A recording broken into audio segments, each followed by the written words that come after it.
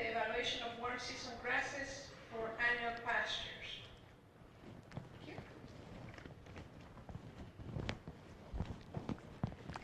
Thanks. Hi, I'm Denise Schrenker. I'll be presenting my research on the evaluation of warm season grasses for annual pastures. A brief introduction into my research. The organic dairy grazing requirements were amended in 2010 in the Code of Federal Regulations. These changes were the initial motivation for my research. And the amendments require ruminants to graze for their entire grazing season for their region, which must be at least 120 days. It also requires at least 30% dry matter intake averaged over the grazing season to come from pasture. And these requirements could be difficult to fulfill, especially for land-limited producers or producers looking to switch into organic production who hadn't previously been utilizing grazing. Grazing has also been shown to decrease production costs, which is especially important for small farmers, as the majority of organic dairy producers in Pennsylvania are. So, why are we looking at warm season grasses? One reason is because of the decline in production of cool season pastures during high temperatures, limiting grazing availability during these times. One way to overcome the cool season pasture summer slump would be to use a complementary grazing system of warm and cool season perennial pastures, grazing them during their peak production times. However, warm season perennial grasses are very slow to establish and can have lower quality compared to cool season grasses. Alternatively, warm season annual grasses rapidly establish and have quality that's comparable to cool season grasses. Also, warm season annual grasses offer greater flexibility and rotation in that producers can increase their grazing availability without converting a field to pasture for multiple years. The objectives of my study were to compare the yield and quality of annual warm season pastures, to determine the effect on yield of corn silage following warm season annual pastures in rotation, to compare the yield and quality of annual warm season pastures rotated to corn silage with 2 years of established cool season perennial pastures. The study had 8 treatments, 6 warm season annual pastures, and 2 cool season perennial pastures.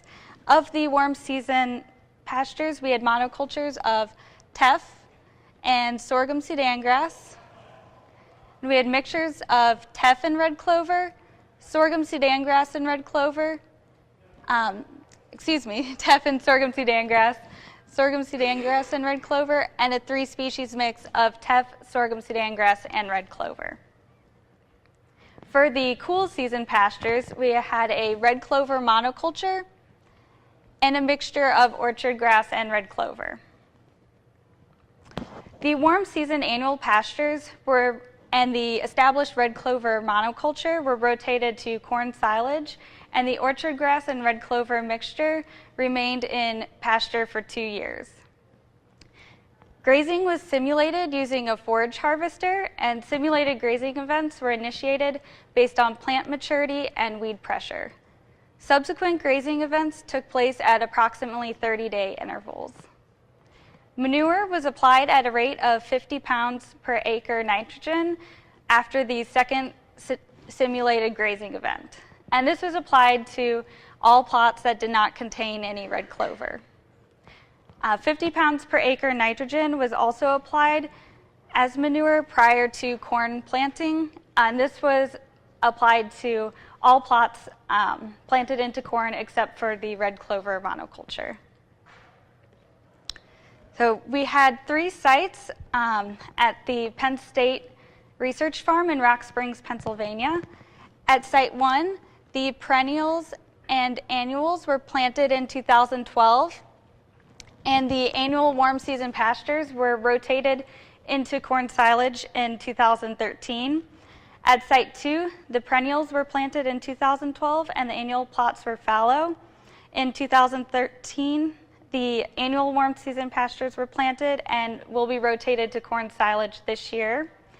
At Site 3, The annuals and perennials were planted in 2013, and the annual warm season pastures will be rotated to corn silage this year.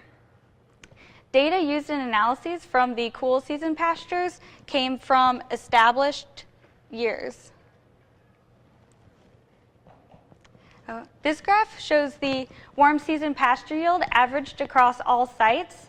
Our warm season pasture yield ranged from a little over 6,000 pounds per acre to a little under 5,000 pounds per acre. Letters denote differences between treatments at a 95% significance level using a post hoc Tukey's test. The teff and sorghum Sudan grass mixture yielded higher than the 3-species mixture and the sorghum Sudan grass and red clover mixture, and there are no differences in yield between other warm season pastures. This graph shows the 2-year total yield. The rotation yield ranged from around 18,000 pounds per acre to a little over 15,000 pounds per acre. The dark brown bar on the bottom represents the year 1 pasture yield averaged across all sites, and the salmon colored bar represents the year 2 corn silage yield. Letters denote differences between treatments at a 95% significance level using a post hoc Tukey's test. So there were no differences in corn silage yield between treatments. The diagonally striped bar shows the year 2 pasture yield for the orchard grass and red clover mixture, and this is an estimated value. We'll be collecting data for that this year. So these preliminary results indicate that there is no difference in yield between the two systems, but we seek to confirm these results this year. Looking at quality of the pastures, crude protein content was highest for the red clover monoculture and the orchard grass and red clover mixture, and there was no differences between the warm season annual pastures. Neutral detergent fiber content was lowest for the red clover monoculture, followed by the orchard grass and red clover mixture. Of the warm season annual pastures, the sorghum Sudan grass and red clover mixture had the lowest NDF content, and overall the teff monoculture had the highest NDF content. In vitro total digestibility was highest for the sorghum Sudan grass monoculture, followed by the sorghum Sudan grass and red clover mixture and the teff and sorghum Sudan grass mixture. And overall, the red clover monoculture had the lowest in vitro total digestibility. And there were no differences between other treatments. Neutral detergent fiber digestibility was highest for the sorghum Sudan grass monoculture, followed by the teff and sorghum Sudan grass mixture, and lowest overall for the red clover monoculture, followed by the orchard grass and red clover mixture. So to recap, the teff and sorghum Sudan grass mixtures had the highest yields of the warm season annual pastures.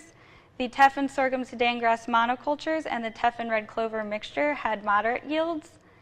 The sorghum Sudan grass monoculture and the sorghum Sudan grass and red clover and sorghum Sudan grass and teff mixtures were of similar quality and had the highest quality of the warm season annual pastures. And they also had higher digestibilities than the cool season pastures. However, the cool season pastures did have higher crude protein content and lower NDF. Our preliminary results indicate that the warm season pastures rotated to corn yielded similarly to the 2 years of cool season pastures, and that the warm season pastures didn't affect the following corn yield, and we seek to confirm these results this year. So, recommendations. The sorghum Sudan grass and teff mixture offers the best yield of the warm season pastures and had high quality. Possible benefits of warm season annual pastures be increased available grazing land without the commitment of converting a field to pasture for multiple years. They can be used in a field crop rotation, which can help relieve pest pressure and offers another forage option for fields and corn silage. They're more flexible for farmers using cover crops due to their late planting date, and they're finished producing in mid-fall. They can also be used as a rescue crop because of their late planting date.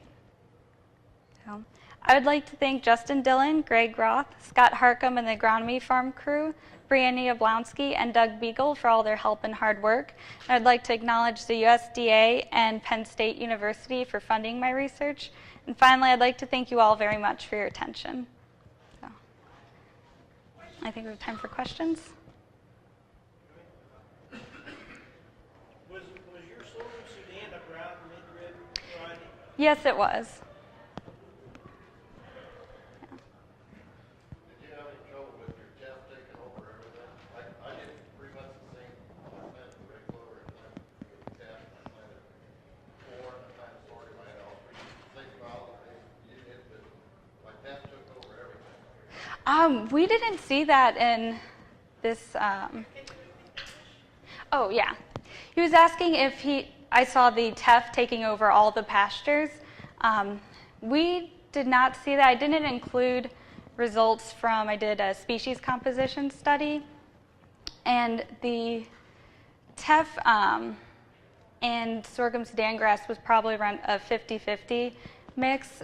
The TEF and red clover pastures, it's probably 70-25 as, but it switched later in the season. The red clover became more established, but yeah, didn't see it taking over everything. So. Any other questions? Mm-hmm. Could you explain your manure treatments and did you apply the manure to all the plots, including red clover, or did the red clover plots get manure also, and how many times did you apply manure? We applied manure when it was in the pasture phase. We applied manure once after the second simulated grazing event, and we only applied that to the plots that did not contain red clover. So the sorghum Sudan grass and teff mixture and the sorghum Sudan grass and teff monocultures. But before we planted corn, we did apply manure to all of the plots except for the red clover monoculture because we assumed it was receiving enough nitrogen from the red clover. So. Any other questions? Mm-hmm. Did you soil test for any of your other macronutrients or organic? We soil tested before we started the study, and everything was in optimum or above optimum range.